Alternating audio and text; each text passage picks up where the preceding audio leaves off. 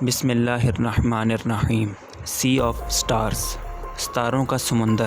سننے اور دیکھنے میں تو یہ کوئی ایک فلمی بات ہی لگتی ہے، مگر یہ ستاروں کا سمندر مالدیپ میں واقع ہے۔ رات کے وقت ہلکے نیلے رنگ کی چمکنے والے بایولومینسٹ سمندری پلانکٹن وادو جزیرے کے سمندری رقبے کو ستاروں کے سمندر کی طرح دکھاتے ہیں۔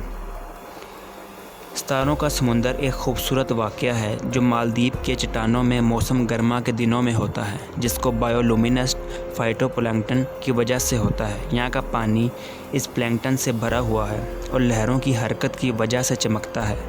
یہ حیرت انگیز چمکنے والا اثر پیدا کرتا ہے کہ ایسا لگتا ہے جیسے سمندر ستاروں سے بھرا ہوا ہے۔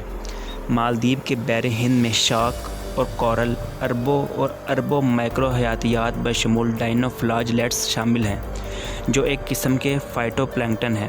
یہ نیلی روشنی سمندر اور لہروں کی نقل و حرکت کی وجہ سے پیدا ہوتی ہے۔ پلانکٹن کو روشنی کا اخراج یا بایولومینسٹ میں بجلی کا نیلا نین رنگ ہوتا ہے۔ ہر لہر ٹوٹنے پر یہ مزید پھیلتی ہے۔ فطرت کے نایاب واقعات میں سے یہ جگہ ان واقعات میں شامل ہے۔ اگر آپ اس جگہ کا وزٹ کرنا چاہتے ہیں تو مئی سے نومبر کے بیچ کے دن سلیکٹ کریں۔ مالدیپ کے ستاروں کا سمندر ہر سال لاکھوں سیاحوں کو راغب کرتا ہے۔ مالدیپ کو دنیا کے سستے ترین مقامات میں سے ایک کے طور پر جانا جاتا ہے اور یہ ساحل دنیا بھر میں ایک عجیب و غریب جگہ ہے۔ پلاؤ میں واقع جیلی فش لیک۔ اس خطے میں 70 سمندری جھیلیں ہیں۔ اس لیک کو باقی چیزوں سے الگ کرنے کا سبب یہ ہے کہ اس میں بہت تعداد میں جیلی فش ہیں۔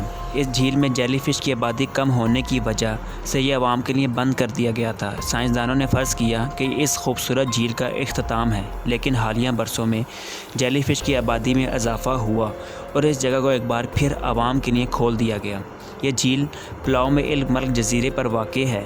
الملک راک جزیرے کا ایک حصہ ہے۔ روزانہ لاکھوں سنہری جیلی فش جھیل کے پار افقی طور پر نقل مکانی کرتے ہیں۔